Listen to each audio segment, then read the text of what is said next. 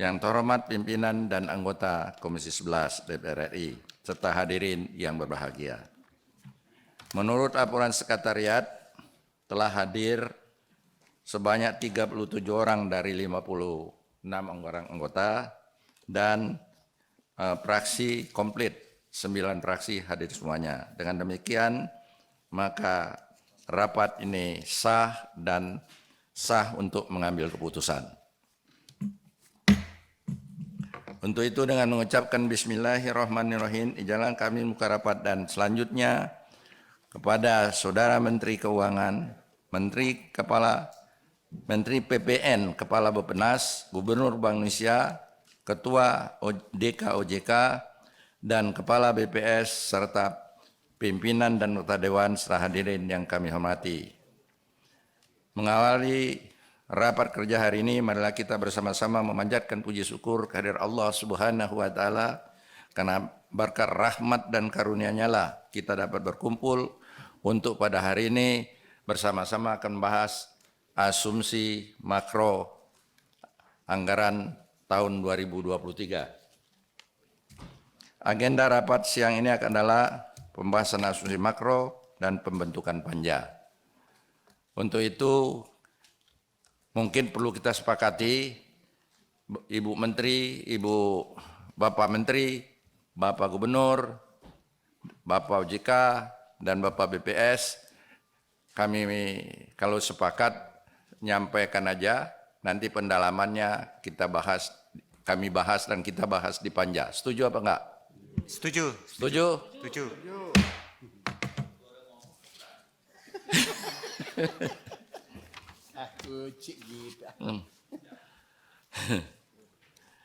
Untuk itu untuk mempersingkat waktu, kami persilakan yang pertama, silakan. Iya, sudah Pak. Kami persilakan kepada yang terhormat Ibu Menteri, waktu dan tempat untuk menyampaikan paparannya.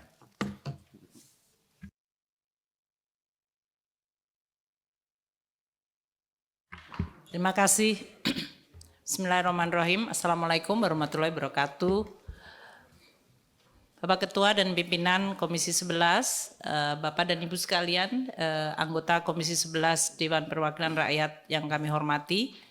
Assalamualaikum warahmatullahi wabarakatuh. Izinkan kami dari Kementerian Keuangan, Menteri Keuangan menyampaikan kerangka ekonomi makro dan pokok-pokok kebijakan fiskal tahun 2023. Karena masih dalam suasana bulan Syawal, pimpinan kami ingin menyampaikan, dan ini adalah rapat kerja sesudah Lebaran dengan Komisi 11 pertama kali. Kami ingin menyampaikan minal aidin wal faizin, mohon maaf lahir batin. Semoga pada tahun-tahun ke depan kita akan tetap menjaga hubungan silaturahmi yang baik antara Kementerian Keuangan, pemerintah dengan Komisi 11. Bapak pimpinan dan para anggota yang kami hormati, kami akan menekankan untuk presentasi sore hari ini mengenai kerangka ekonomi makro kebijakan fiskal, terutama dari sisi asumsi yang akan digunakan atau yang sedang kita terus siapkan untuk menyusun RAPBN 2023. Tentu pembahasan ini akan sangat penting karena kondisi ekonomi secara global sedang dalam situasi yang sangat dinamis. Sehingga pembahasan ini akan sangat berguna bagi kami untuk merumuskan secara lebih tajam dan tepat RAPBN 2023 yang nanti akan dibahas di dalam sidang paripurna diserahkan oleh Bapak Presiden. Pertama mungkin kami akan segera pada bagian yang depan kita akan singkat, yaitu bahwa ekonomi secara global masih tetap melihat pandemi sebagai salah satu faktor. Ini karena untuk beberapa negara memang pandemi mempengaruhi dengan terutama di RRT melakukan kebijakan pembatasan yang sangat strict sehingga nanti akan mempengaruhi global economic outlook-nya. Untuk Indonesia kita alhamdulillah sudah cukup baik. Vaksinasi terutama booster akan terus ditingkatkan sehingga kita berharap 2022 ini betul-betul momentumnya tidak terdisrupsi oleh pandemi. Muncul disrupsi baru atau risiko baru yaitu berasal dari faktor global, yaitu dalam bentuk kenaikan harga-harga barang terutama energi dan pangan yang meningkatkan lonjakan tekanan inflasi dan kemudian diikuti oleh pengetatan kebijakan moneter, baik dalam bentuk likuiditas dan kenaikan suku bunga. Ini berpotensi menimbulkan volatilitas di pasar keuangan seluruh dunia. Dan dengan kenaikan suku bunga yang ketat, yang tinggi, dan juga pengetatan likuiditas akan melemahkan pemulihan ekonomi, sehingga ancaman stagflasi, yaitu resesi dengan kombinasi inflasi yang tinggi, menjadi sangat nyata.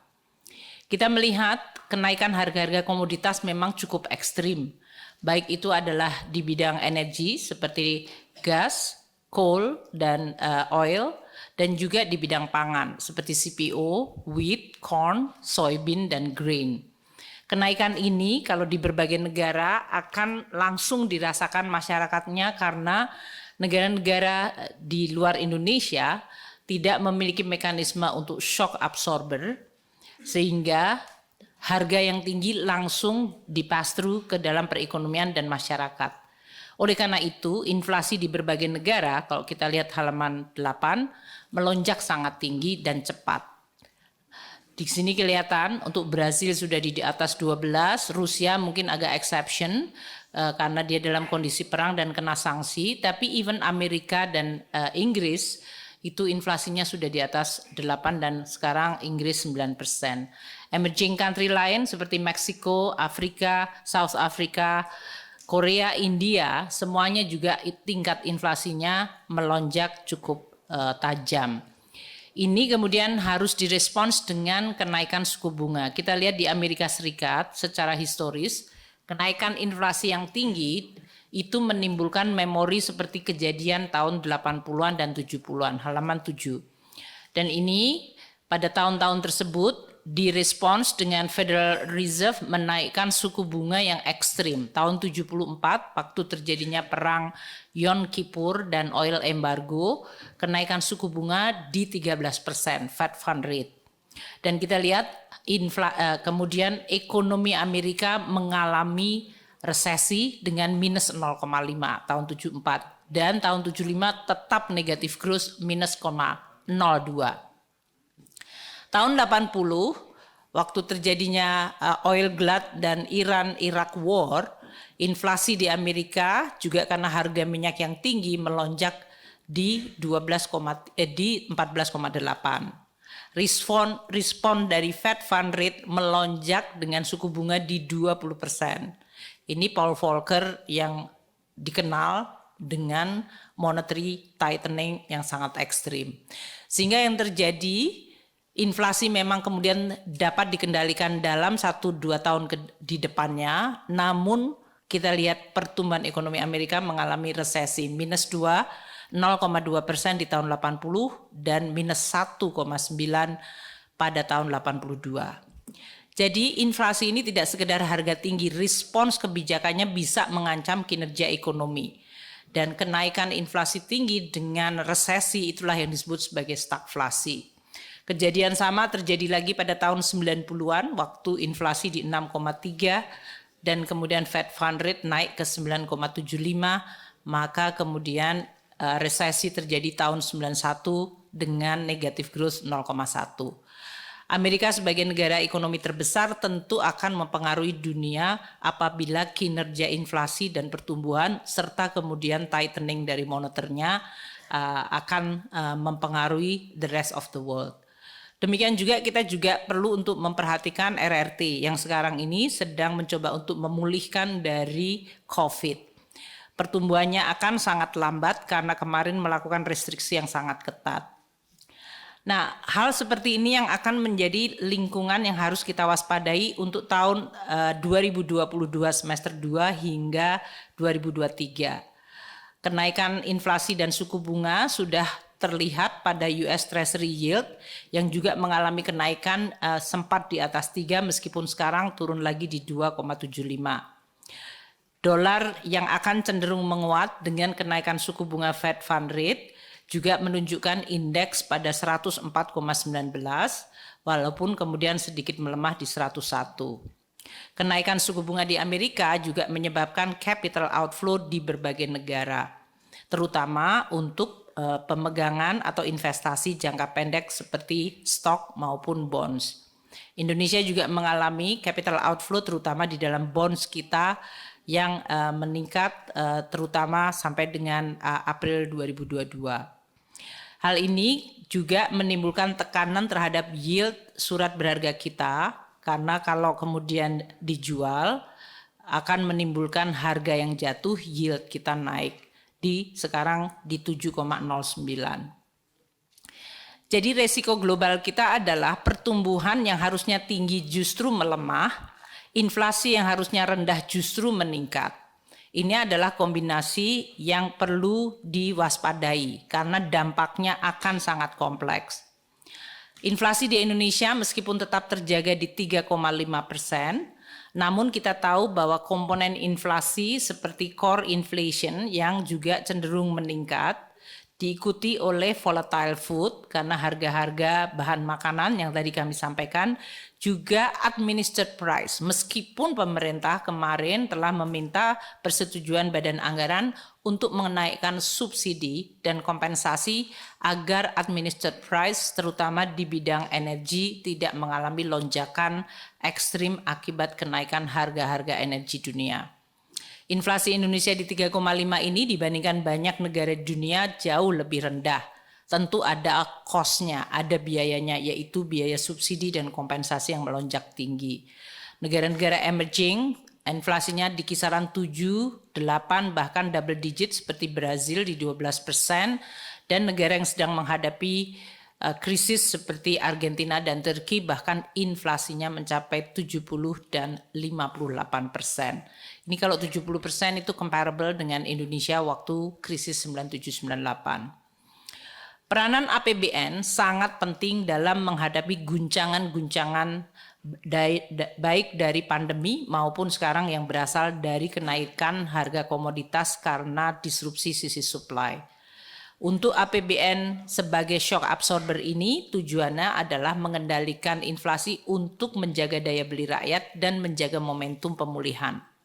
Namun APBN bukannya suatu instrumen yang tanpa batas, selalu ada batasnya. Oleh karena itu APBN akan terus dijaga untuk di satu sisi tetap sebagai shock absorber yang efektif dan di sisi lain juga tetap menjaga keberlanjutan dan kesehatannya. Untuk tahun 2022 ini shock absorber kita dari sisi daya beli maupun momentum masih sangat didukung oleh Bank Indonesia melalui SKB 3. Jadi ini juga merupakan salah satu hal yang luar biasa baik dalam Undang-Undang Nomor 2 kita di mana BI dan pemerintah bersama-sama menjaga stabilitas makroekonomi dalam suasana guncangan yang berasal dari berbagai sumber. Untuk itu, fiskal kita akan tetap dijaga pada 3 tujuan secara seimbang. Menjaga daya beli rakyat, dan ini berarti fleksibilitas dari belanja sisi subsidi dan juga bansos. Menjaga pemulihan ekonomi dengan APBN tetap fleksibel dan responsif, termasuk menjaga pasokan. Dan yang ketiga, menjaga APBN supaya tetap sehat. 3 tujuan ini adalah sama pentingnya dan harus selalu diseimbangkan. Fiskal yang kuat menjadi jangkar stabilitas makro. Kita mengetahui bahwa stabilitas makro menjadi fondasi penting bagi suatu perekonomian apakah dia mampu untuk tumbuh dan bahkan menciptakan kesempatan kerja melalui kegiatan investasi produktif. Kalau stabilitas makro terganggu atau rusak, tidak ada kegiatan produktif. Yang terjadi pasti hanya spekulatif. Dan ini tentu akan menurunkan daya beli dan juga kesejahteraan rakyat. Oleh karena itu, APBN akan dijaga melalui berbagai langkah-langkah reform di dalam fiskal sendiri dan menjaga defisit agar terus pada level yang bisa didanai secara kompetitif dan tidak membahayakan dari sisi sustainabilitas dan kredibilitas. Kinerja ekonomi dalam jangka panjang tidak seharusnya tergantung dari fiskal dan moneter support, tapi harus berasal dari productivity. Oleh karena itu, perbaikan produktivitas menjadi sangat penting. Kami akan terus mendukung melalui APBN termasuk pada tahun 2023 selama 2020 hingga 2022 dalam posisi pandemi, APBN pun tetap tidak hanya fokus pada pandemi namun tetap menjaga belanja dan dukungan lain untuk memperbaiki fondasi dan struktur ekonomi kita.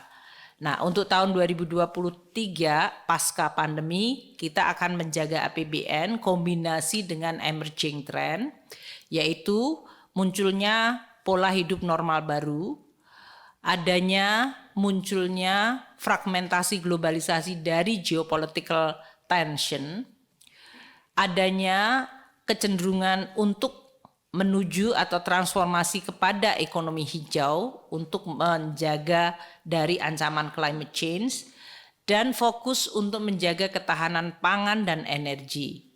Dengan berbagai reform yang terus dan akan dilakukan, baik itu di bidang sumber daya manusia, pendidikan, kesehatan, dan bansos, kemudian reformasi di bidang pemerintahan melalui Undang-Undang Cipta Kerja, undang-undang yang berhubungan dengan fiskal seperti HPP dan HKPD, reform di bidang logistik, reform di sektor keuangan menjadi sangat penting, dan percepatan kemandirian di bidang energi dan pangan. Maka kita berharap Indonesia akan mampu untuk terus melanjutkan pembangunannya meskipun kondisi global tidak selalu aman dan stabil. Transformasi ekonomi kita tentu akan didorong agar sumber pertumbuhan ekonomi kita bisa dijaga seimbang antara domestic demand, yaitu konsumsi rumah tangga, yang memberikan kontribusi 54,4% dari GDP kita, dan investasi yang memberikan kontribusi 30,8%, memiliki atau pulih dari pandemi dalam hal ini, karena selama 2 tahun terpukul pandemi untuk consumption dan investment ini, dan harus bisa tumbuh cukup tinggi. Idealnya di atas 5%, bahkan investasi harus tumbuh di atas 6% kembali. Sementara ekspor yang selama tahun 2021 dan 2022 mengalami booming dengan commodity boom mungkin akan secara bertahap menuju pada normalisasi.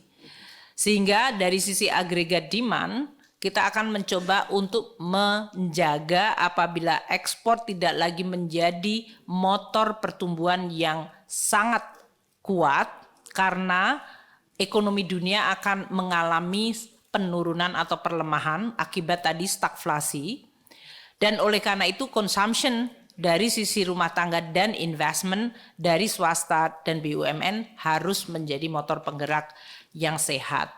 Itulah yang menjadi skenario dari kebijakan makro kita, dan termasuk kenapa kita memilih untuk pada saat ini meningkatkan subsidi di dalam rangka menjaga momentum pemulihan ekonomi dari sisi daya beli rumah tangga kita tidak tergerus inflasi yang tinggi. Pertumbuhan ekonomi Indonesia dari sisi produksi juga akan terus dicoba untuk diseimbangkan. Peranan industri manufaktur yang dominan bergeser juga dengan munculnya sektor-sektor jasa. Namun sektor jasa ini ada sektor jasa yang produktivitasnya rendah, yaitu informal sektor terutama trading, atau sektor jasa yang produktivitasnya tinggi seperti jasa keuangan, transportasi, dan juga trading yang high level. Jadi kita bisa saja bicara tentang sektor jasa namun bisa bentuknya berbeda-beda. Kemudian peranan dari sektor konstruksi juga diharapkan akan kembali pulih dengan semakin pulihnya ekonomi dan pemulihan ekonomi kita. Ini adalah komposisi pertumbuhan ekonomi kita tahun depan. Proyeksi pertumbuhan ekonomi Indonesia yang dikeluarkan oleh berbagai lembaga internasional, IMF memproyeksikan 2023 pertumbuhan ekonomi Indonesia di 6%, Bank Dunia di 5,3%, konsensus forecast pada bulan Mei adalah di 4,9 hingga 5,9%. Jadi ini masih wide range, karena memang ketidakpastian yang terjadi pada the rest of this year sampai dengan tahun depan memang terasa sangat tinggi. Inflasi tahun 2023 diperkirakan pada rentang 2 hingga 4%. Kalau kita lihat Indonesia, inflasinya sudah berhasil distabilkan pada level rendah. Selama ini kerjasama dengan Bank Indonesia sebagai otoritas moneter dan pemerintah yang terus memperbaiki faktor strukturalnya, itu menghasilkan inflasi yang rendah. Sekarang hantamannya adalah berasal dari supply side, yaitu commodity price. Oleh karena itu, kami dengan Bank Indonesia juga akan tetap melakukan adjustment dari sisi policy dengan fokus menstabilkan harga dan inflasi yang relatif tetap terjaga rendah. Forecast dari berbagai lembaga internasional juga menunjukkan inflasi pada tahun depan oleh ADB di 3%, IMF 3,3%, konsensus forecast di 3,5%, Bloomberg di 3,4%. Oleh karena itu Indonesia, pemerintah dalam kisaran 2 hingga 4% masih ada di dalam range konsensus dari berbagai proyeksi tersebut. Untuk pergerakan nilai tukar, ini adalah hal yang mungkin sangat menantang dan nanti Pak Gubernur pasti akan menjelaskan secara lebih detail. Faktor dalam negeri kita adalah dari sisi balance of payment yang berasal dari kemampuan kita untuk menjaga kinerja ekspor, sehingga trade account kita harus terjaga tetap positif. Ini tidak mudah karena pemulihan ekonomi Indonesia akan diikuti dengan permintaan import barang-barang bahan baku dan bahan mentah. Ini biasanya membayangi kinerja ekspor kita. Jadi trade account kita memang akan terus berkompetisi antara ekspor yang tumbuh tinggi karena komoditas dan import yang juga tumbuh tinggi karena kebutuhan raw material dan capital goods. Yang mungkin perlu untuk kita waspadai adalah pada financial atau capital account. Seperti tadi saya sampaikan, dengan interest rate yang meningkat dari Fed Fund Rate dan kemudian diikuti oleh likuiditas yang ketat, cenderung menciptakan capital flight atau capital outflow. Sehingga kemampuan Indonesia untuk bisa menarik capital harus makin ditingkatkan. Itu tentu sangat penting dari sisi tadi reform di sektor investasi kita dan daya tarik ekonomi Indonesia. Tadi macro stability dan growth serta pasar yang besar akan mengattract, akan tetap bisa menjadi daya tarik. Dan geopolitical harus tetap kita pertimbangkan. Perubahan dan pergeseran kepentingan geopolitik ini akan sangat menentukan arah investasi.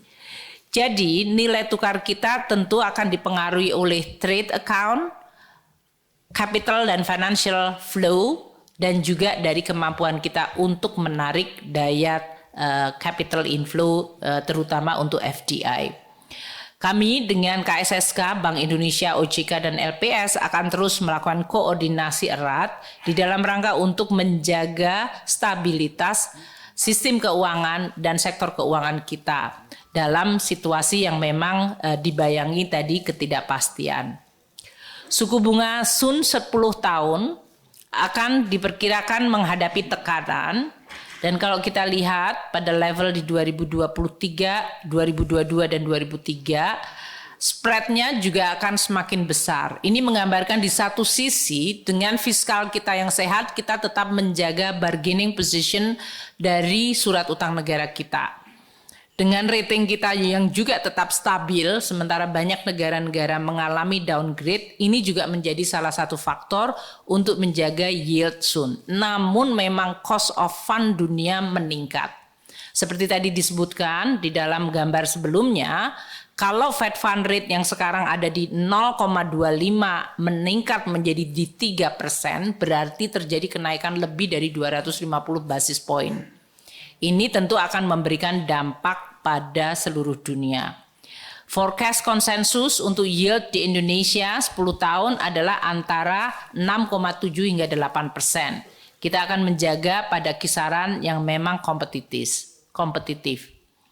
Ibu Bapak sekalian, dengan demikian asumsi makro untuk 2023 yang dibahas di Komisi 11 adalah growth, inflation, nilai tukar exchange rate dan yield dari surat utang negara 10 tahun dengan faktor-faktor yang tadi telah kami jelaskan akan berpotensi mempengaruhi baik pada arah upside atau perbaikan maupun menimbulkan risiko downside.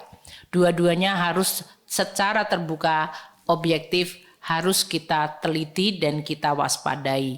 Sehingga kita bisa seakurat mungkin di dalam mendesain APBN 2023 melalui asumsi makro yang merefleksikan hal tersebut. Untuk harga minyak lifting minyak dan gas itu semuanya akan dibahasnya dengan komisi 7. Untuk kebijakan fiskal arah ke depan, tadi kami sudah menyampaikan, jadi kami tidak akan ulang, yaitu APBN tetap mendukung berbagai langkah struktural. Baik itu SDM, infrastruktur, revitalisasi industri, ekonomi hijau, dan reformasi birokrasi. Postur APBN 2023 adalah sebagai berikut. Forecast untuk pendapatan negara, terutama dengan pelaksanaan Undang-Undang HPP dan reform yang kita lakukan, adalah pada kisaran 11,19 hingga 11,70% dari GDP. Nominalnya di 2.266 hingga 2.398 triliun. Kita tentu masih akan melihat sensitivitas terutama dari faktor komoditas dari sisi pendapatan negara.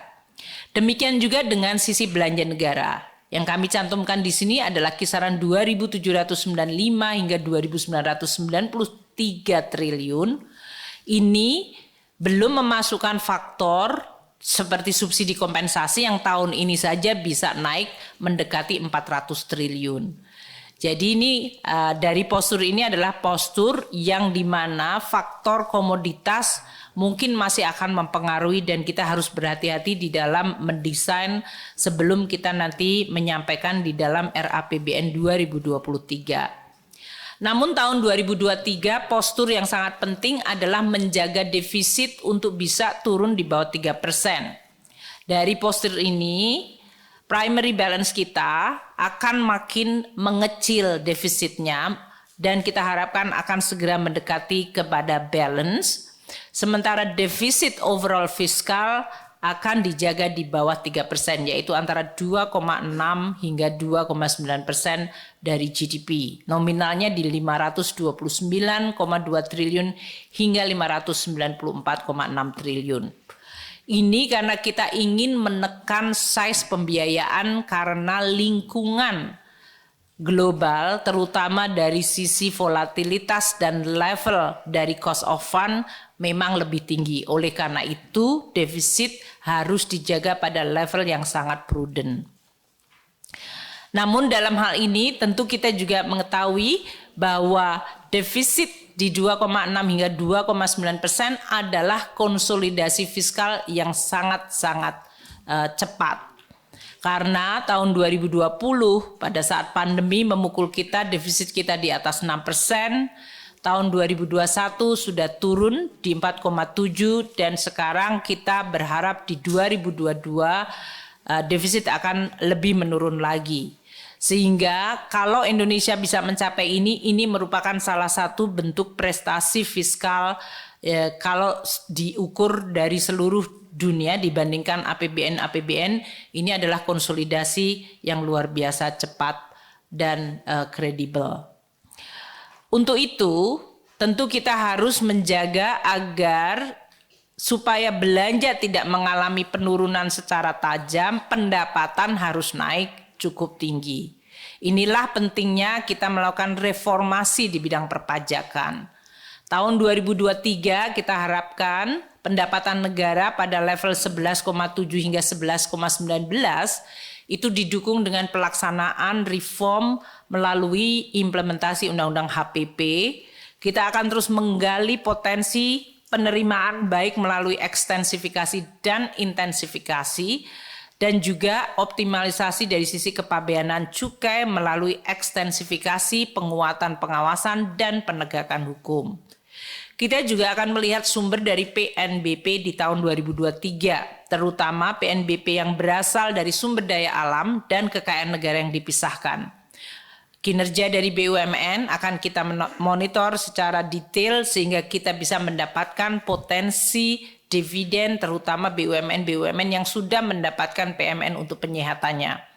Demikian juga BLU dan berbagai potensi dari penerimaan negara bukan pajak akan terus ditingkatkan seiring dengan tujuan kita untuk melayani masyarakat secara lebih baik.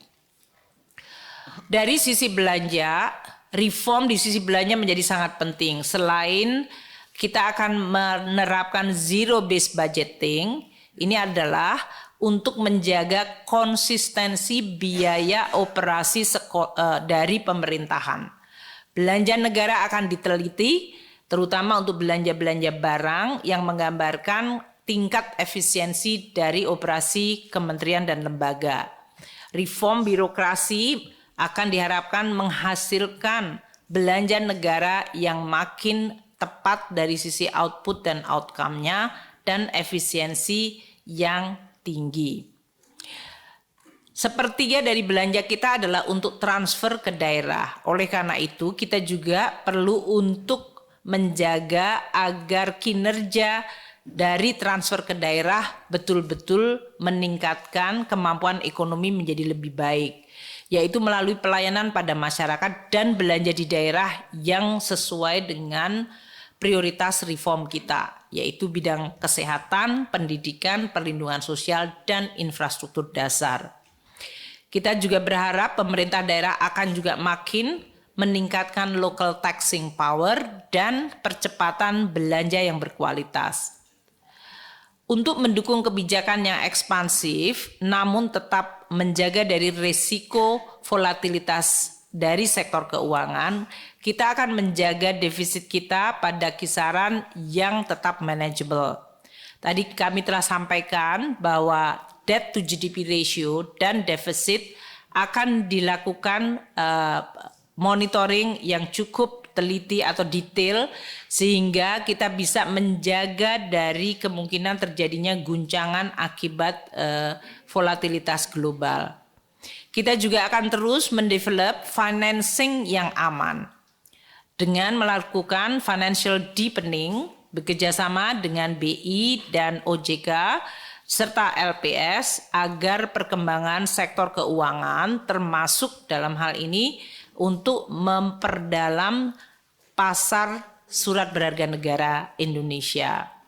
Kami berharap Komisi 11 juga akan terus mendukung dan memprioritaskan reform di sektor keuangan. Karena ini akan sangat menentukan kemampuan kita untuk membiayai defisit termasuk perkembangan sektor keuangan yang aman, stabil, dan dalam.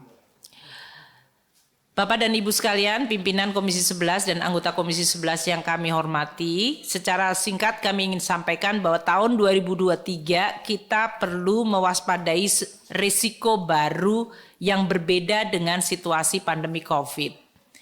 Pandemi COVID sendiri sudah memberikan pembelajaran yang luar biasa, namun risiko pemulihan ekonomi yang tidak merata dan munculnya geopolitik serta tekanan inflasi dan pengetatan moneter serta kemungkinan terjadinya resesi di berbagai negara maju perlu kita waspadai dan risikonya dimitigasi. APBN perlu untuk dijaga kesehatannya sehingga mampu menjadi shock absorber dan counter cyclical yang bisa diandalkan. Untuk itu, APBN 2023 akan tetap memfokuskan pada perbaikan produktivitas dan transformasi ekonomi sehingga ekonomi kita akan tumbuh secara inklusif dan berkelanjutan. Area yang menjadi prioritas adalah nanti yang akan juga dipresentasikan oleh Menteri Bappenas. Dan tentu ini merupakan kerja bersama seluruh kementerian, lembaga, dan pemerintah daerah untuk kita menjaga Indonesia selalu aman dari berbagai kemungkinan goncangan. Demikian pimpinan dan para anggota yang kami hormati. Terima kasih. Assalamualaikum warahmatullahi wabarakatuh. Waalaikumsalam warahmatullahi wabarakatuh. Bapak, Ibu, dan saudara-saudara sekalian, sesuai dengan yang telah kita sepakati, kita lanjutkan kepada Menteri Bappenas. Kami persilakan Pak, Bapak Menteri, bukan Ibu Menteri yang ini. Terima kasih Ketua. Ketua dan pimpinan serta anggota Komisi 11 DPR RI yang kami muliakan, Menteri Keuangan Republik Indonesia, Gubernur Bank Indonesia, Kepala OJK, dan Kepala BPS, serta hadirin dan hadirat yang berbahagia. Saya juga ingin menyampaikan selamat Idul Fitri, mohon maaf lahir batin, dan senantiasa kita bersyukur bahwa hari ini kita bisa hadir dalam keadaan sehat walafiat, dan mudah-mudahan demikian seterusnya. Dan saya akan memulai apa yang akan melanjutkan lah sebagaimana telah disampaikan tadi oleh Ibu Menteri Keuangan. Mudah-mudahan waktunya saya Pak Kahar nggak terlalu lama. Ya, kami biasanya diberi kesempatan oleh Presiden cuma 7 menit. Ya, jadi saya mencoba, mudah-mudahan saya bisa 7 menit. Kayak Bu Menteri tadi itu luar biasa cepat sekali. Yang pertama bahwa saya hanya ingin menggarisbawahi soal luka memar. Sesuatu yang luka memar itu memang perlu diobati akibat pandemi, dan itu bisa cepat, bisa juga membutuhkan waktu. Dan luka memar itu ditandai dengan antara lain penurunan produktivitas tenaga kerja kita yang ditunjukkan dalam PDRB per tenaga kerja di beberapa provinsi. Kita lihat tahun 2020 dari 25 provinsi dari 34 provinsi, dan kemudian ada yang sudah mulai membaik di tahun 2021 dari 25 menjadi 22. Dan kemudian dunia juga sedang menghadapi tantangan baru, tensi geopolitik Rusia dan Ukraina, dan tadi juga sebagaimana disampaikan oleh Bu Menteri, kami melihatnya dari Geopolitical Risk Index. Kita lihat di situ apa yang terjadi dengan tensi Rusia Ukraina. Kalau dilihat dari Political Risk Index itu mendekati dengan apa yang terjadi pada perang Teluk. Maka kita bagaimana memitigasi hal ini. Dan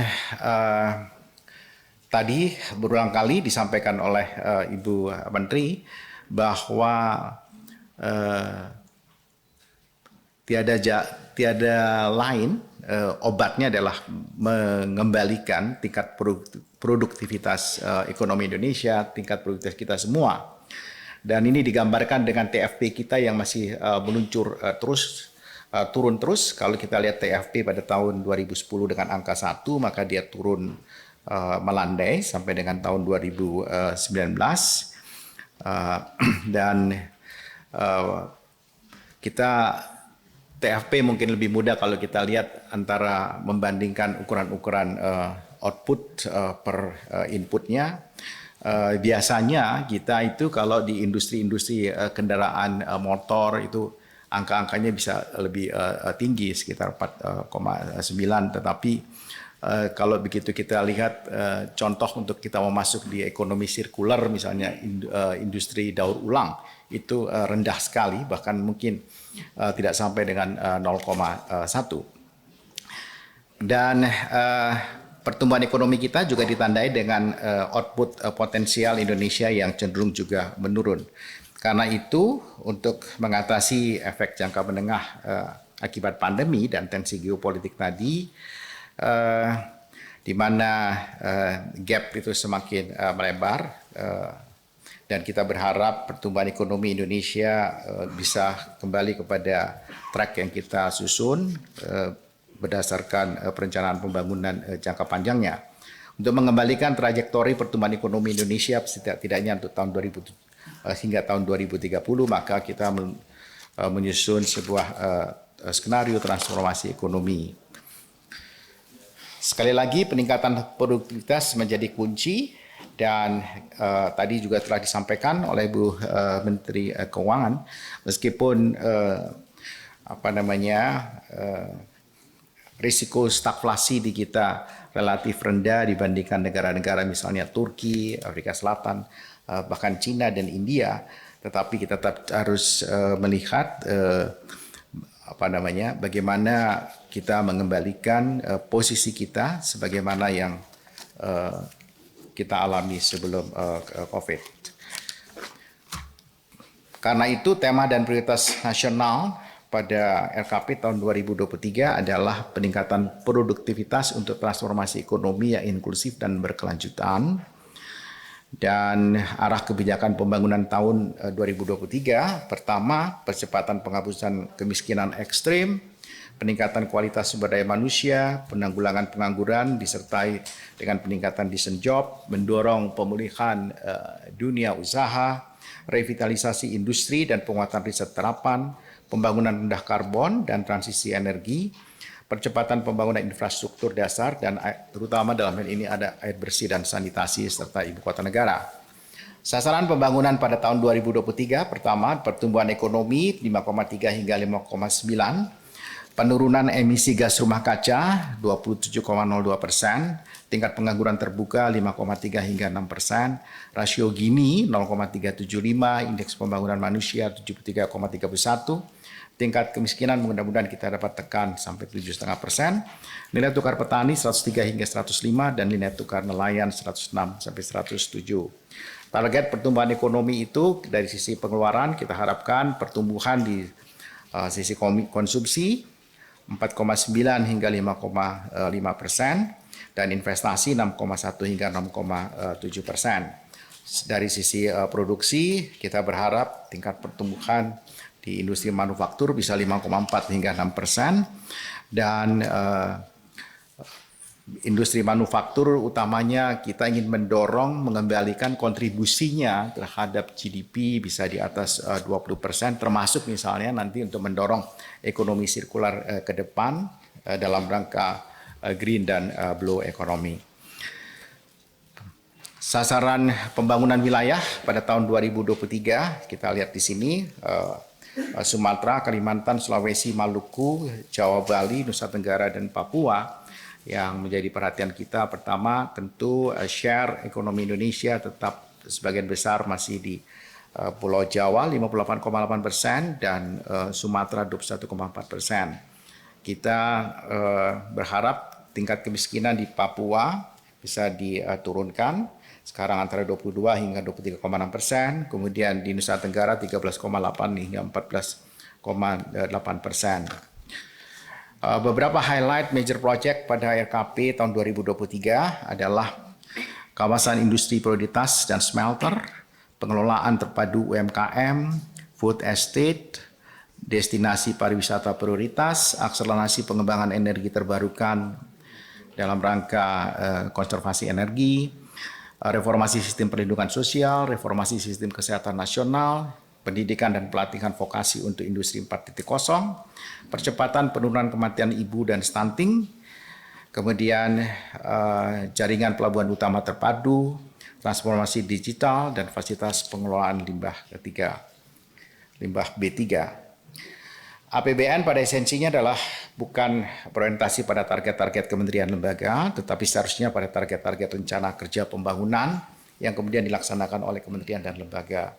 Namun demikian, sering kementerian lembaga memiliki agenda prioritas yang berbeda sehingga prioritas nasional yang tertuang dalam RKP tidak mendapatkan porsinya. Demikian yang dapat kami sampaikan. Terima kasih. Assalamualaikum warahmatullahi wabarakatuh. Waalaikumsalam warahmatullahi wabarakatuh. Kelihatannya agak ngebut sedikit. Terima kasih Pak Menteri. Kami persilakan Pak Gubernur. Terima kasih Pak Ketua. Bismillahirrahmanirrahim. Assalamualaikum warahmatullahi wabarakatuh. Salam sejahtera bagi kita semuanya. Om Swastiastu, Namo Buddhaya, salam kebajikan. Yang sama-sama kita hormati Bapak Ketua dan seluruh pimpinan dan anggota Komisi 11 DPR RI, Ibu Menteri Keuangan beserta seluruh jajaran, Pak Menteri Negara, BPN dan Kepala Bappenas beserta seluruh jajaran, Pak Ketua OJK beserta seluruh jajaran dan hadirin sekalian yang berbahagia. Sekali lagi kami juga mengucapkan selamat Idul Fitri, minal aidin wal faidin, mohon maaf lahir batin, dan kami merasa bersyukur dapat hadir dalam acara rapat kerja Komisi 11 DPR RI terkait dengan pembicaraan pendahuluan asumsi dasar ekonomi makro dan pokok-pokok kebijakan fiskal tahun 2023. Peran kami untuk melengkapi apa yang disampaikan oleh Bu Menteri Keuangan dan juga Pak Menteri Bappenas tadi. Kalau bisa ditayangkan slide-nya, beberapa proyeksi makroekonomi tahun 2022-2023 yang tentu saja menjadi masukan kami di dalam penyusunan asumsi makro APBN 2023 berkaitan dengan khususnya pertumbuhan ekonomi, nilai tukar rupiah, dan inflasi. Dan juga bauran kebijakan Bank Indonesia yang telah dan akan ditempuh berkoordinasi erat dengan pemerintah, KSSK, dan saja dengan industri.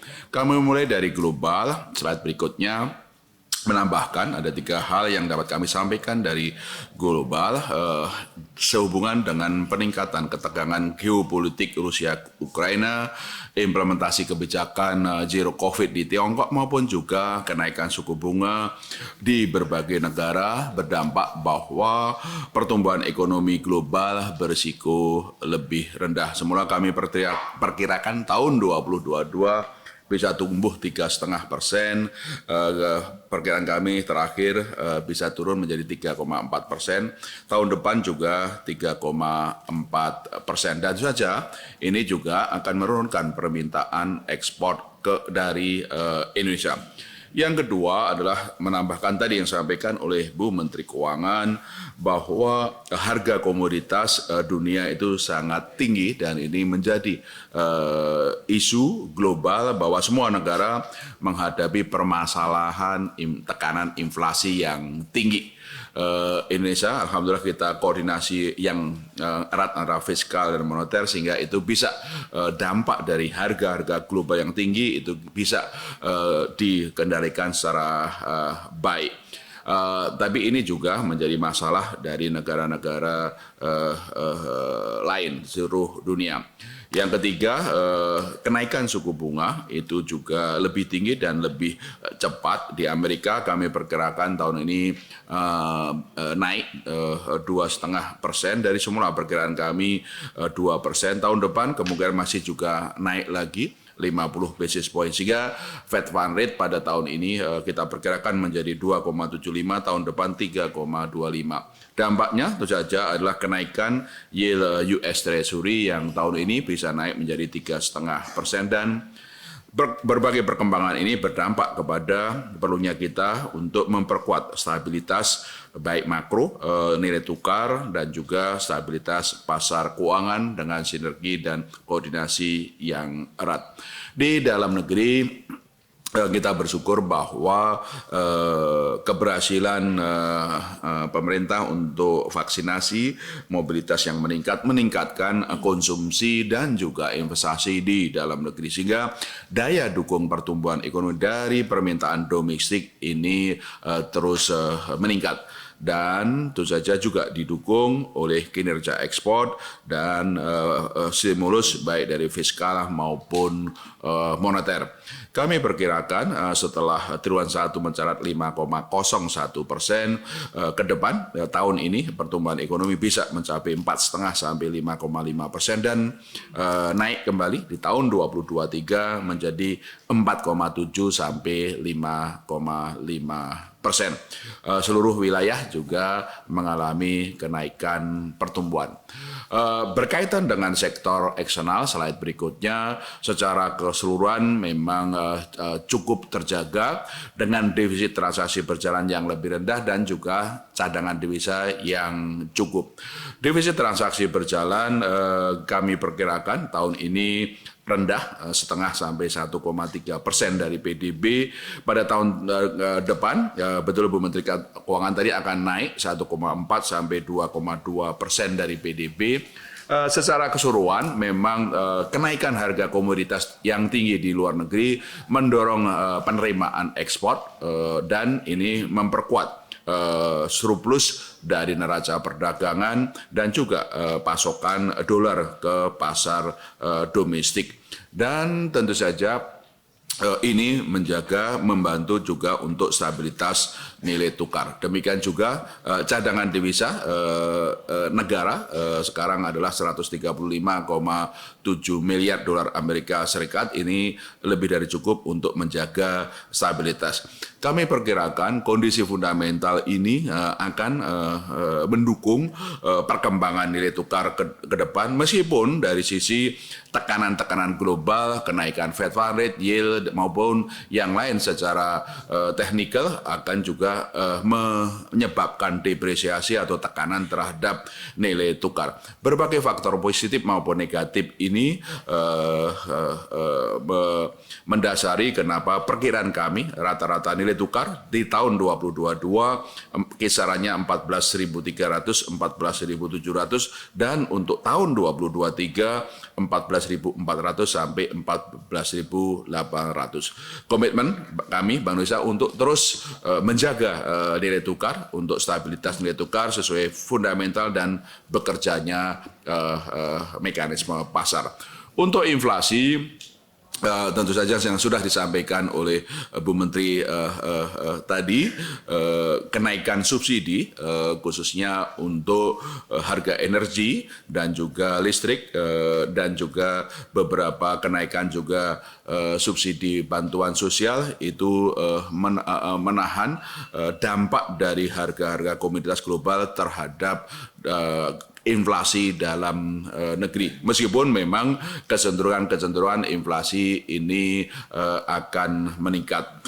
Perkiraan kami memang ke depan untuk akhir tahun ini kemungkinan inflasi sedikit di atas sasaran 4,2%, terutama karena memang dampak dari kenaikan adversary prices dan harga pangan. Tapi koordinasi yang erat antara pemerintah dan Bank Indonesia baik melalui fiskal moneter, penguatan tim pengendalian inflasi di pusat maupun daerah maupun respon juga dari sisi moneter, kami memperkirakan tahun depan inflasi bisa kembali kepada sasaran yaitu 3% plus minus 1% pada tahun 2023. Oleh karena itu, Bapak Ketua, Pimpinan dan seluruh anggota Komisi 11 DPR RI secara ringkasnya, slide berikutnya adalah perkiraan kami untuk tahun 2023. Kami perkirakan pertumbuhan ekonomi 4,7 sampai 5,5%, nilai tukar rata-rata 14.400 sampai 14.800 mohon maaf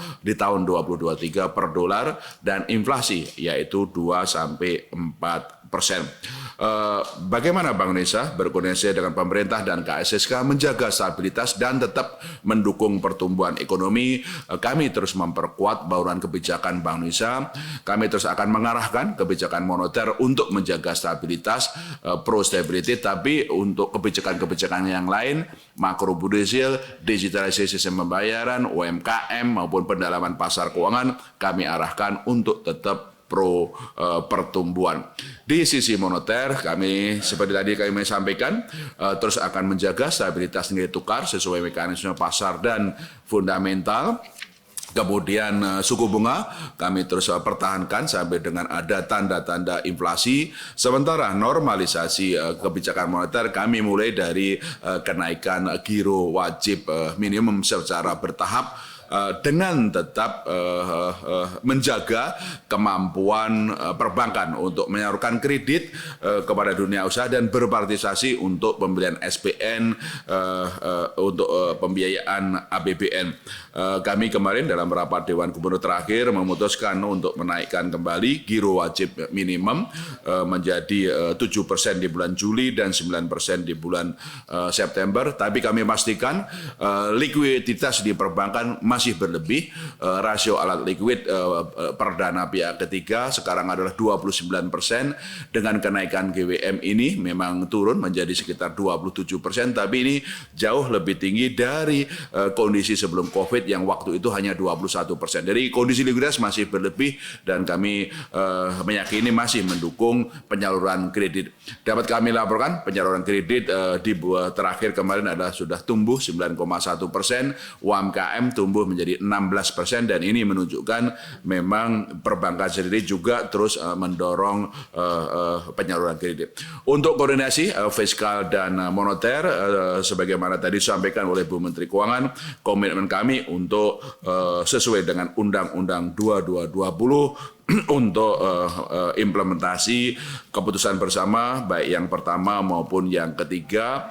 Untuk keputusan bersama yang pertama, pembelian SPN dari pasar perdana sejauh ini 30,17 triliun, dan kemudian untuk keputusan bersama nomor 3, komitmen kami 224 triliun untuk pembiayaan APBN 2022 untuk kesehatan dan kemanusiaan. Kami serahkan sepenuhnya kepada Bu Menteri Keuangan pos-pos apa yang masuk anggaran kesehatan dan kemanusiaan.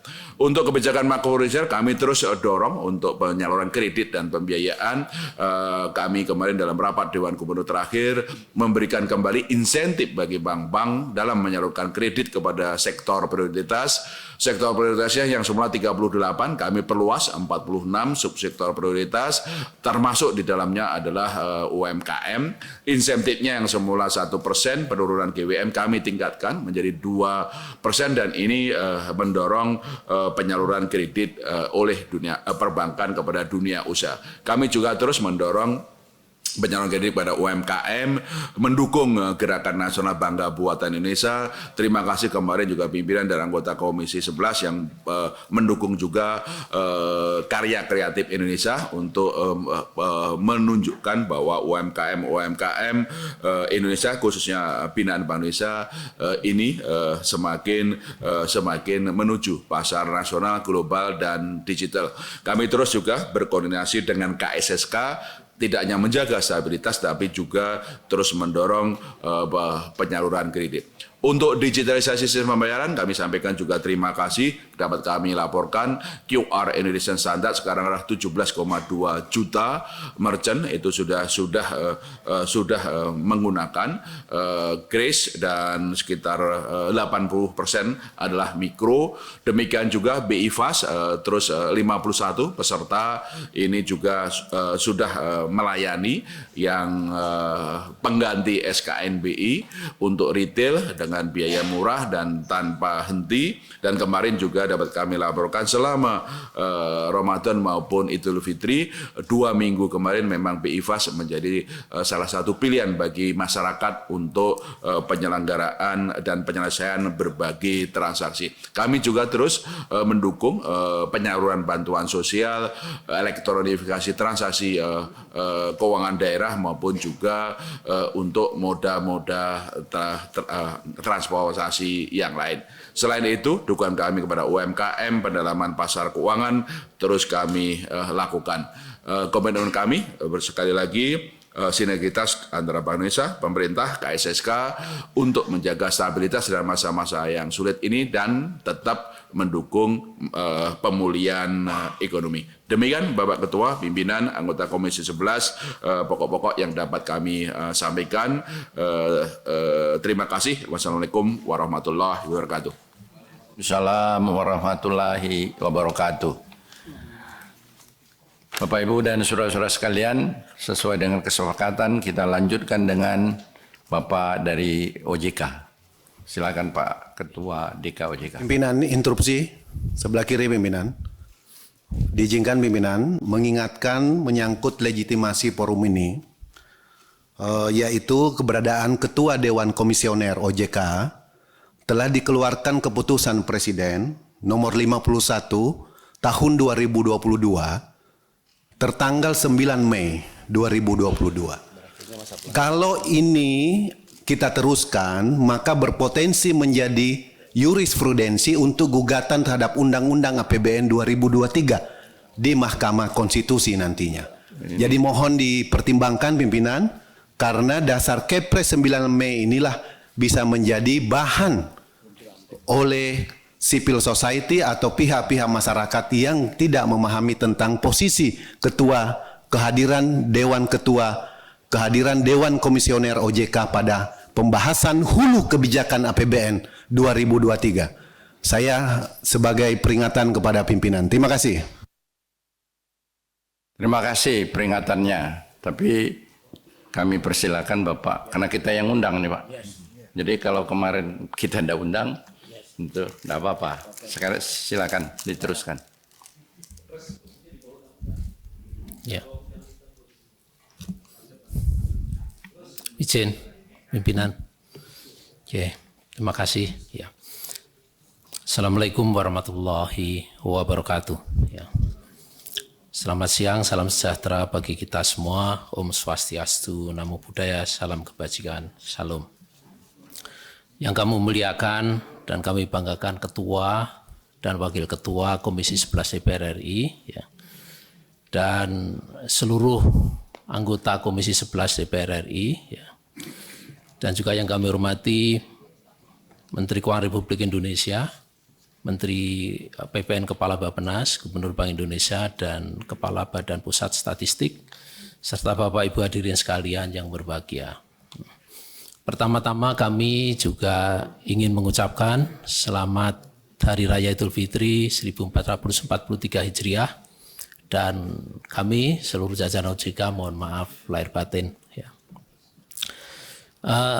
Pertama-tama kami mengucapkan terima kasih atas undangannya pada sore hari ini, ya, sehingga kami bisa mendapatkan kesempatan, ya, untuk tetap menyampaikan beberapa informasi, ya, yang barangkali bisa menjadi bagian, ya, dalam kebijakan, ya, dalam penyusunan APBN 2023. Ya. Tidak lupa kami ucapkan dan marilah kita ucapkan puji syukur kehadirat Allah SWT, Tuhan Yang Maha Kuasa. Hanya karena rahmat dan limpahannya kita bisa hadir bersama-sama dalam pembahasan asumsi dasar dalam pembicaraan pendahuluan era APBN tahun anggaran 2023. Kami hanya melengkapi beberapa hal yang disampaikan oleh pembicara sebelumnya, Bu Menteri Keuangan, Gubernur Bank Indonesia, dan Kepala Bappenas. Ya. Dapat kami sampaikan bahwa sejalan dengan perekonomian Indonesia yang berada pada tren yang positif dan dengan dibukanya mobilitas penduduk, ya, di masa pandemi, ya, di mana memberikan dukungan yang cukup signifikan kepada belanja masyarakat yang akhirnya terhadap PDB kita. Ya. Dapat kami sampaikan juga beberapa indikator rasio keuangan kita, ya, tetap terjaga dengan baik dengan beberapa prudensial, ya, yang masih memadai baik likuiditas, permodalan maupun pertumbuhan kredit, ya, sebagaimana yang sudah kita proyeksikan sebelumnya. Dari sektor perbankan, fungsi intermediasi bergerak tren yang positif, ya, bahkan cukup tinggi, ya, sebagaimana kita prediksikan dulunya dalam tahun 2022 ini hanya 7,5%. Ya, pada saat ini angka terakhir baru pada bulan April, ya, tumbuh 9,1% secara YoY, ya. Dan secara year to date sudah 3,69%. Namun demikian tingginya YoY ini tentunya dari base yang cukup rendah di tahun sebelumnya. Ya. Dan pertumbuhan kredit ini, ya, ditopang oleh Bank Persero sebesar 9,62% YoY, year to date-nya 3,54%. Dan Bank Umum Swasta Nasional 9,83%, year to date-nya 4,41%. Ya. Dan dari segmen kreditnya, kredit UMKM mampu tumbuh stabil sebesar 16,75% YoY, dan year to date sudah 4,42%. Ya. Kredit korporasi di luar dugaan pada saat ini, ya, per April kemarin sudah tumbuh 10,13%. Ini yang sebenarnya yang kemarin tahun-tahun sebelumnya kita sangat pesimis karena selalu tumbuhnya agak lambat. pada saat ini sudah 10,13% YoY per April, year to date-nya sudah 6,1%. Ya. Para pimpinan, anggota Komisi 11 dan Bapak Ibu sekalian, ya, pencapaian positif penyaluran kredit tersebut didukung oleh juga peningkatan dana pihak ketiga yang pertumbuhannya masih double digit, yaitu 10,11% YoY. Dengan permodalan yang relatif stabil sebesar 24,3%. Ya.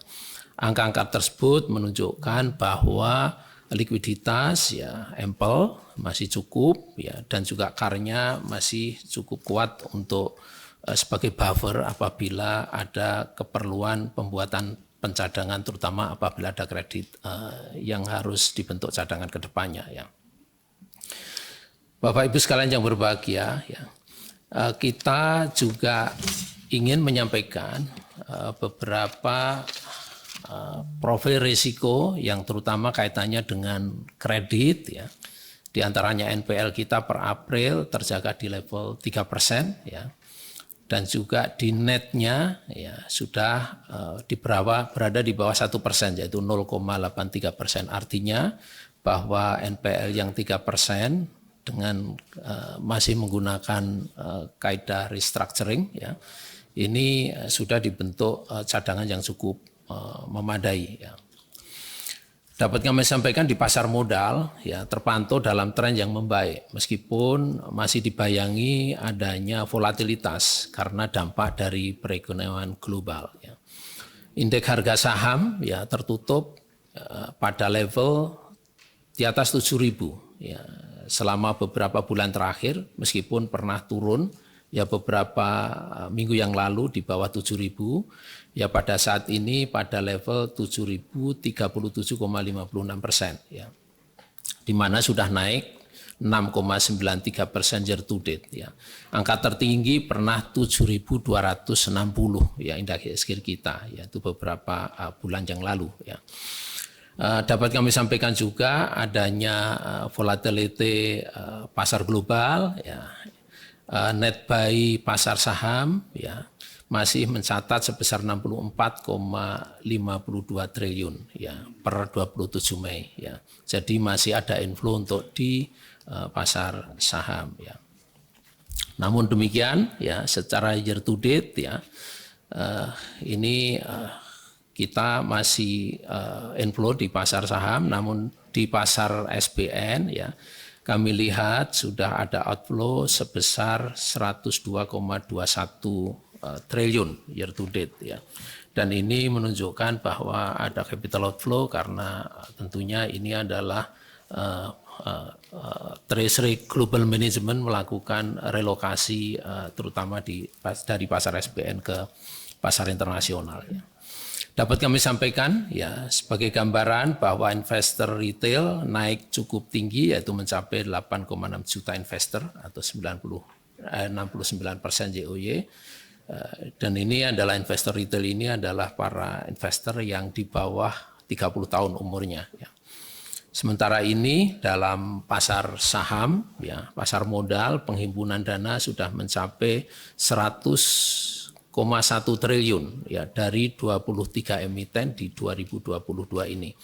Ini menggambarkan bahwa investasi sudah mulai jalan dan ini kami perkirakan sampai akhir tahun akan bisa sama dengan tahun lalu di mana itu lebih dari 300 triliun ya.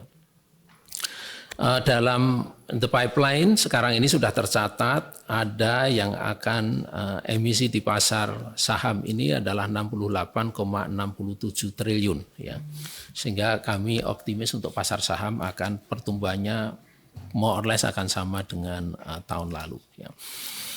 Bapak Ibu sekalian dapat kami sampaikan bahwa di IKNB bahwa piutang pembiayaan terpantau dalam tren yang meningkat dengan nominal piutang pembiayaan per April 2022 sebesar 381 triliun dengan peningkatan pertumbuhan sebesar 4,51% YoY ya.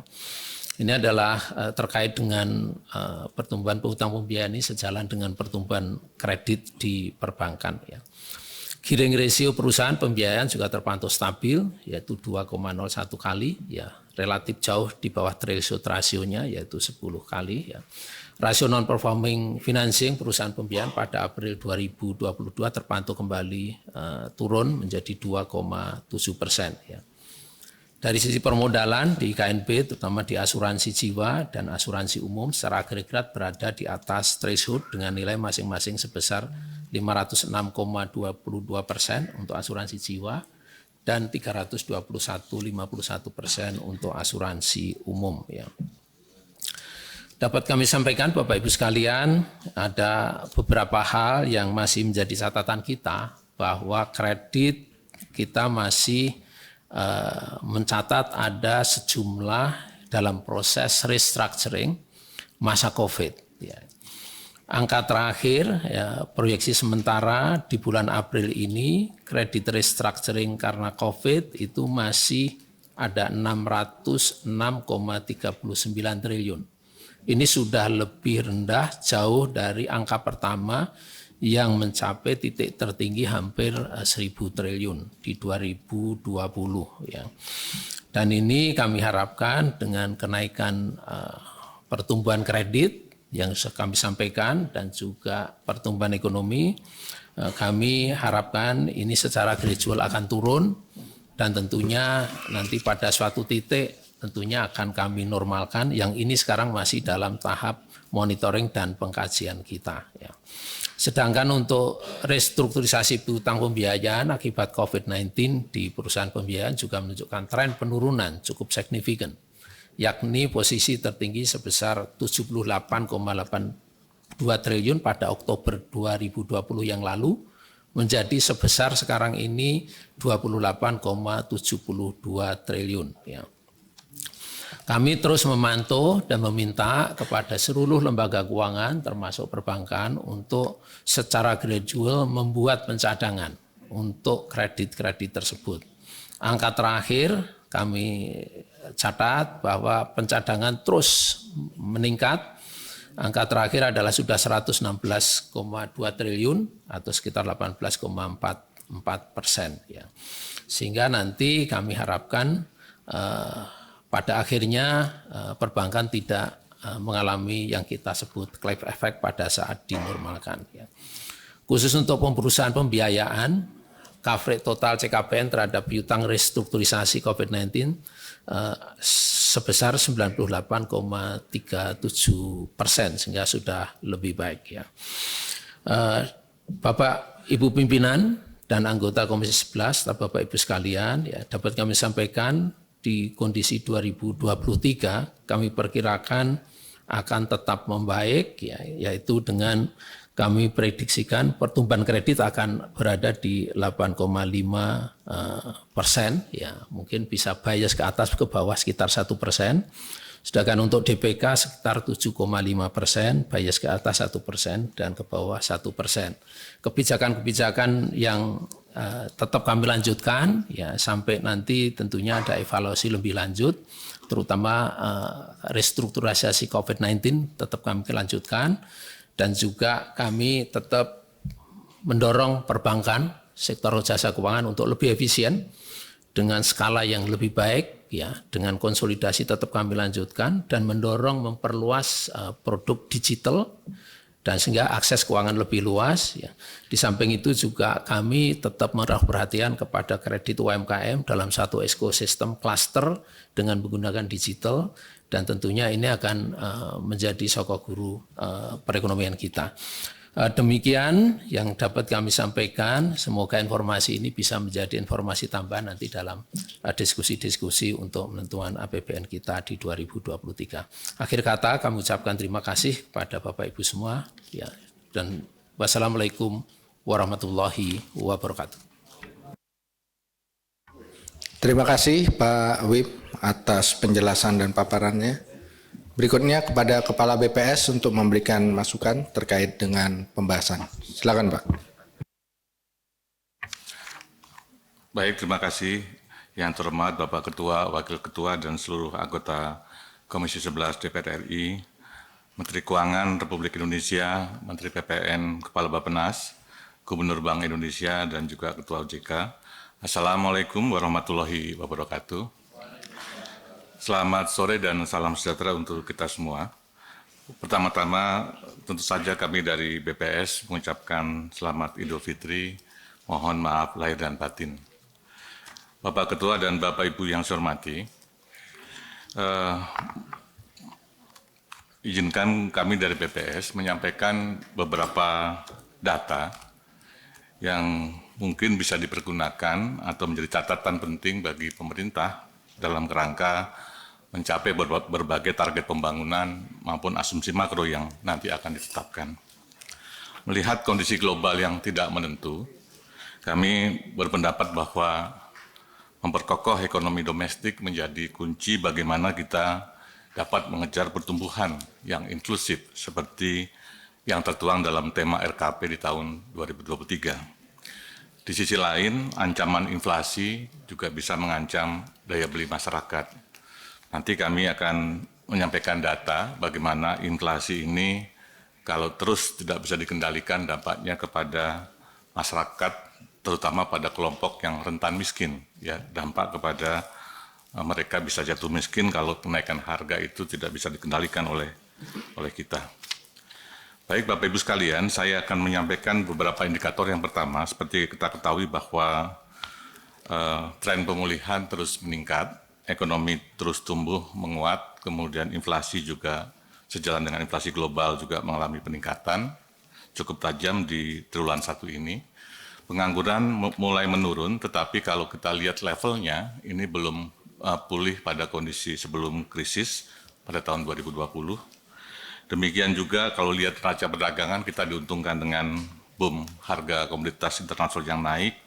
Kita mengalami surplus neraca perdagangan sejak di kuartal 1 2020 sampai dengan tahun 2022. Ini adalah keuntungan dari kenaikan harga komoditas.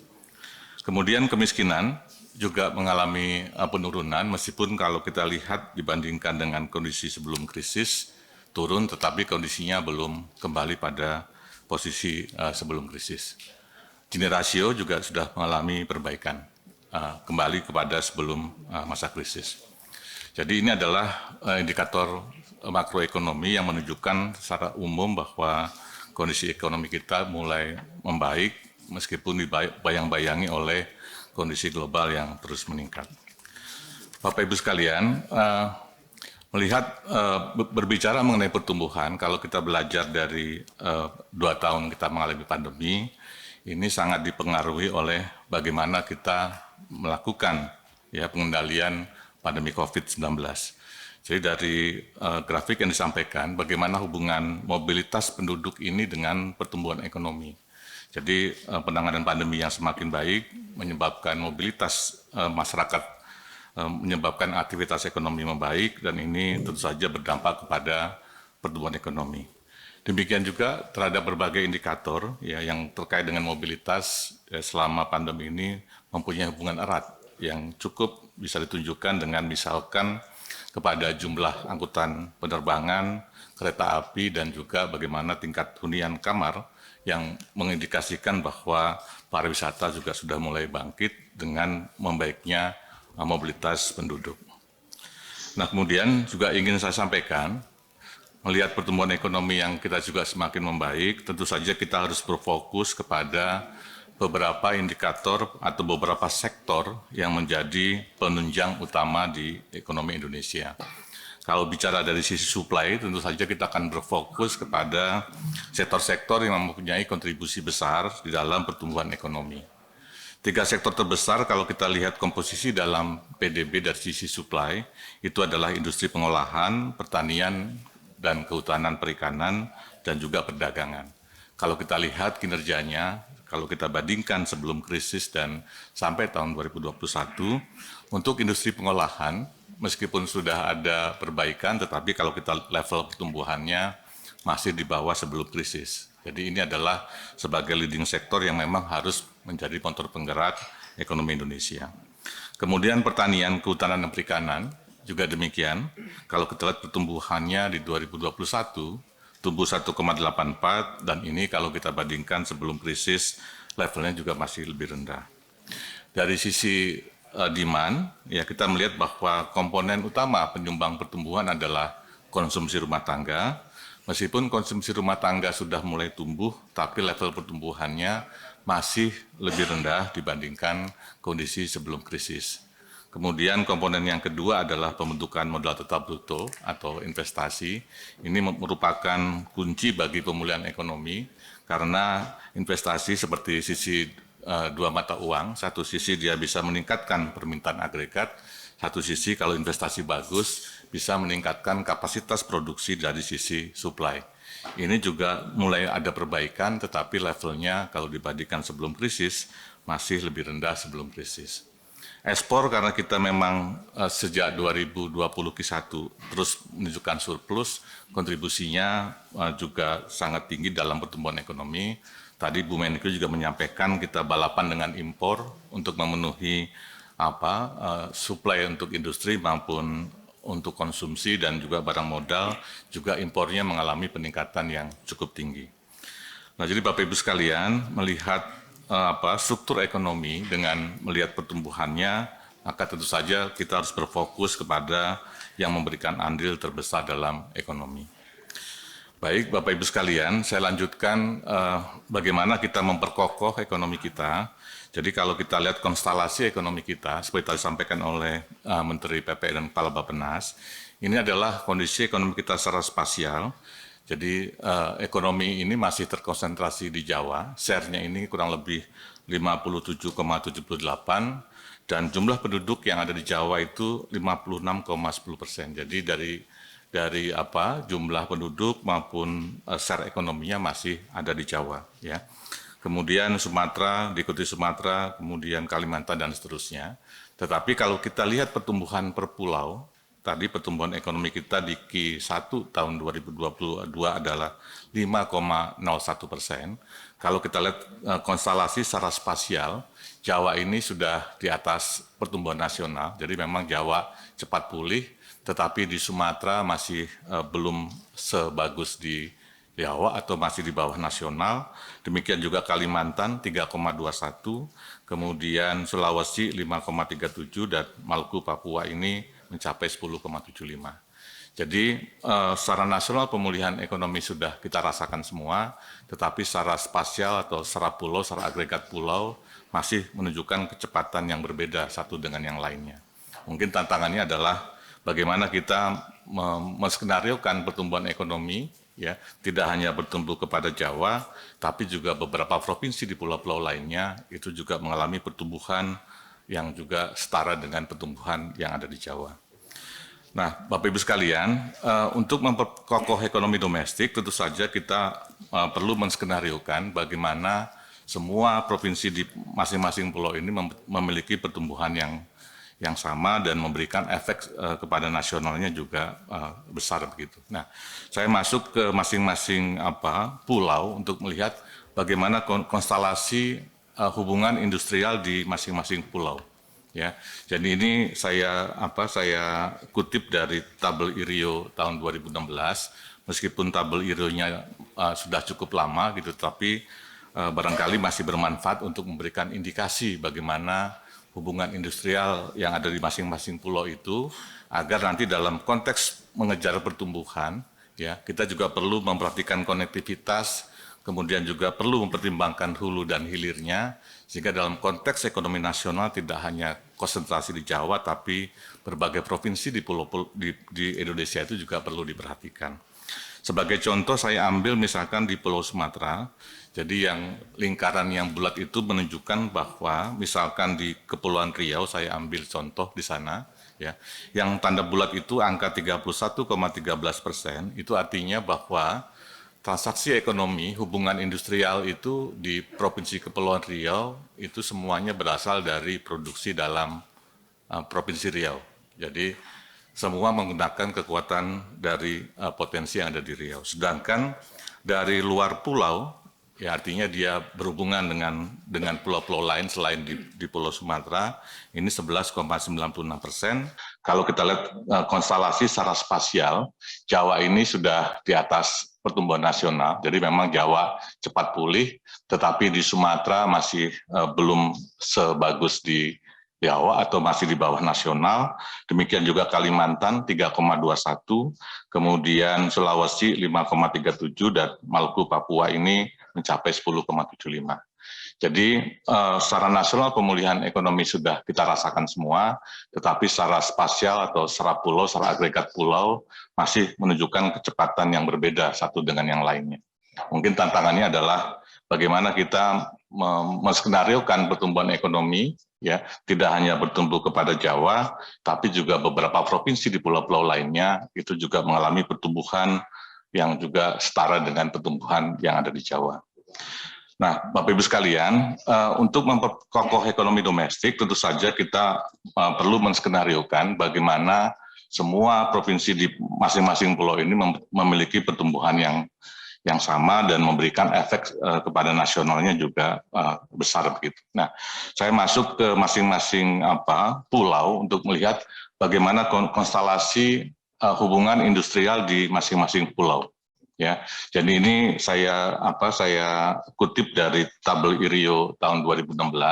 Meskipun tabel IRIO-nya sudah cukup lama gitu, tapi barangkali masih bermanfaat untuk memberikan indikasi bagaimana hubungan industrial yang ada di masing-masing pulau itu, agar nanti dalam konteks mengejar pertumbuhan, ya kita juga perlu memperhatikan konektivitas, kemudian juga perlu mempertimbangkan hulu dan hilirnya, sehingga dalam konteks ekonomi nasional tidak hanya konsentrasi di Jawa, tapi berbagai provinsi di Indonesia itu juga perlu diperhatikan.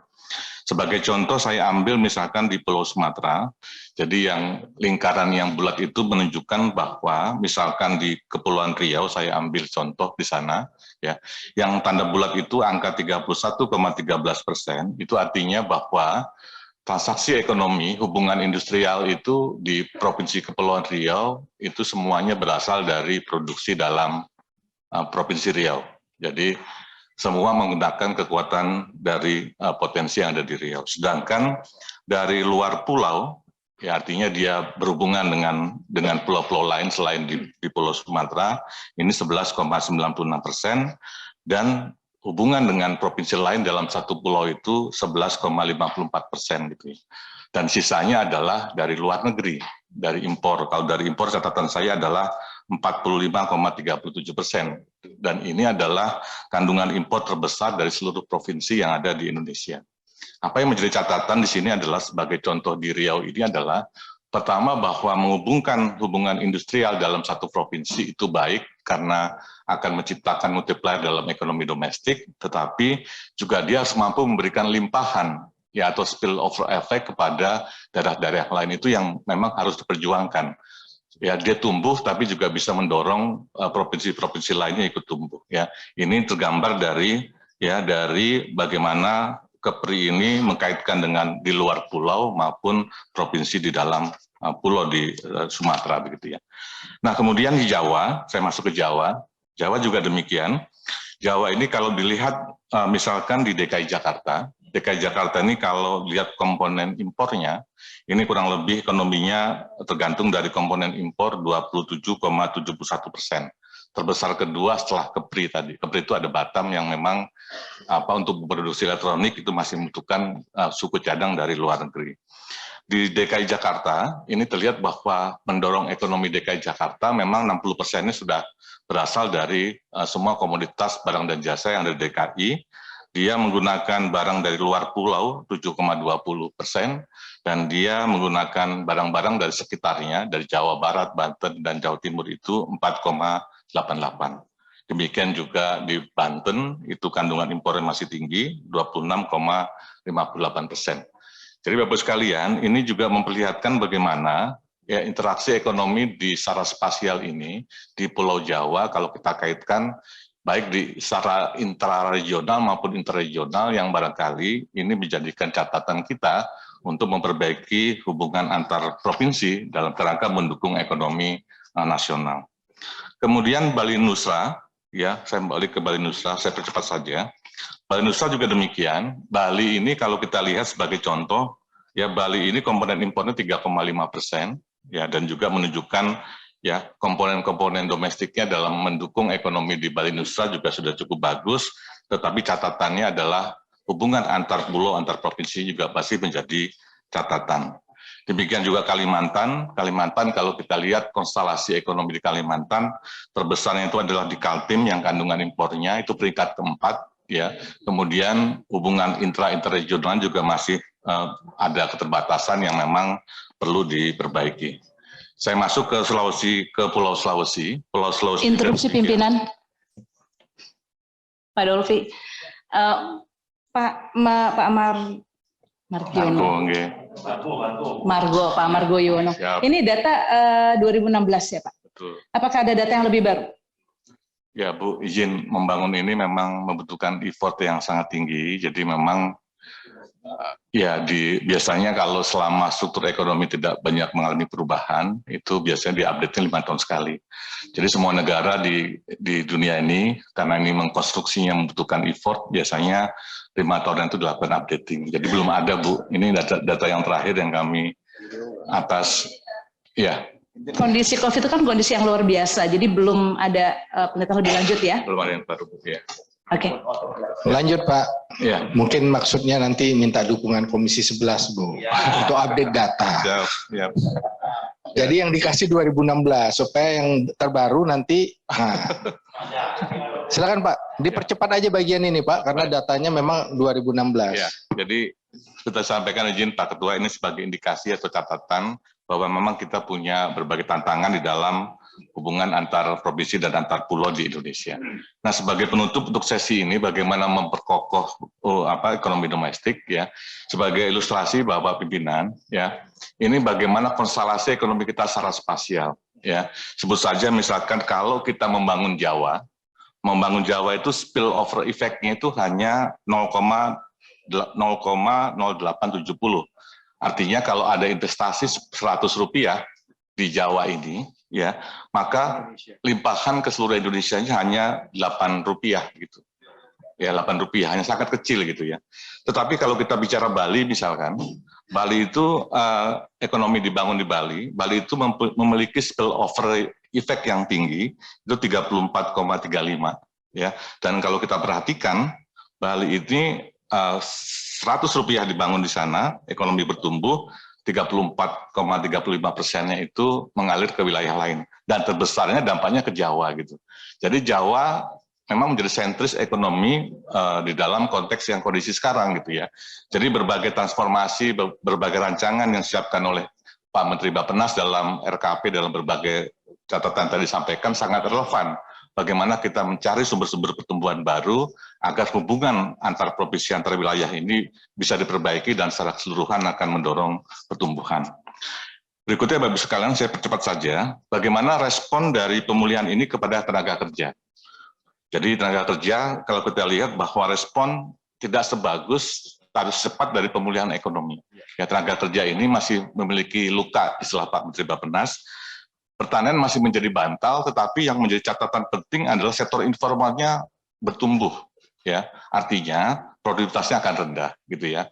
Sementara tingkat pendidikan yang rendah juga mengalami peningkatan. Ini juga menjadi catatan di sektor tenaga kerja. Baik, saya masuk ke daya beli. Saya memberikan catatan penting buat bagaimana ke depan mengamati daya beli ini menjadi catatan penting buat kita semua. Kalau kita lihat inflasi kita, Bapak Ibu sekalian, pada kondisi April 2022 ini sudah mencapai 3,47. Dan ini kalau kita lihat, ya ini adalah year on year-nya, penyebab inflasi selama triwulan 1 itu adalah komoditas yang dikendalikan oleh pemerintah harganya, yaitu bensin, bahan bakar rumah tangga. Jadi dengan catatan kalau pemerintah memang terus atau memberikan subsidi kepada bensin dan juga gas untuk rumah tangga, maka inflasinya akan tertahan. Tapi sebaliknya kalau nanti harga itu dilepas dengan harga pasar gitu ya, tentu saja ini dampaknya akan besar kepada inflasi kita gitu ya.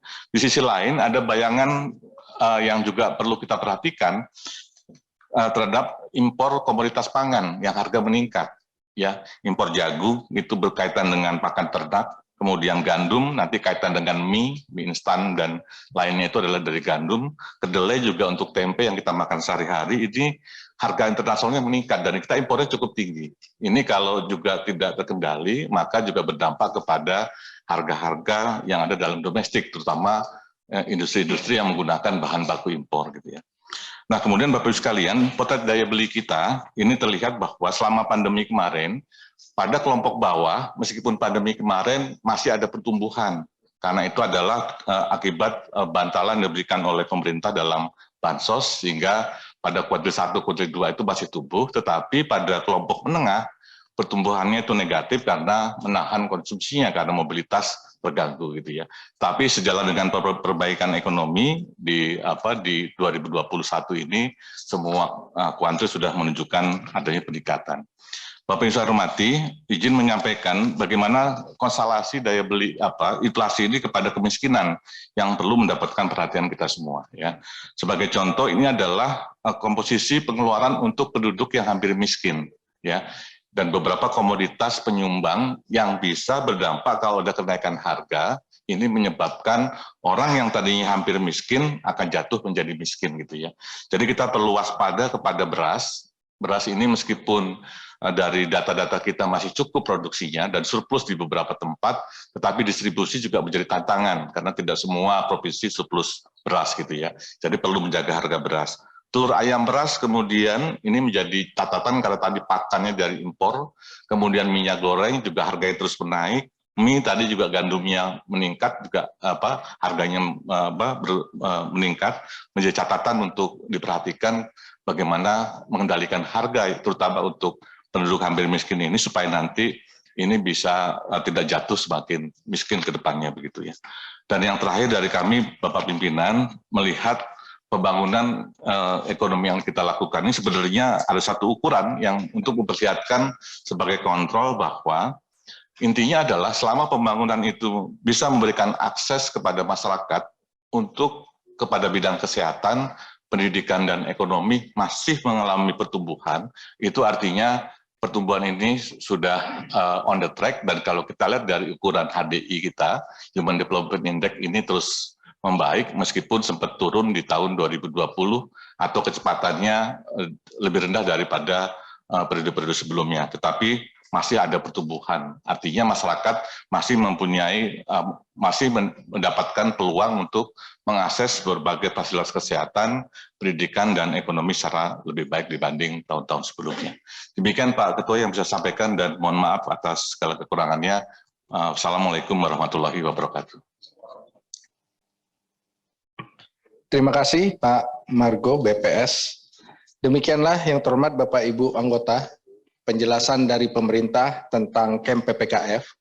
Sebagaimana tadi kita sepakati di awal rapat bahwa pendalaman akan dilakukan di dalam panja, kita akan membentuk 3 panja, panja penerimaan, panja pertumbuhan ekonomi dan pembangunan nasional, dan setelah itu kita akan membentuk panja TKD.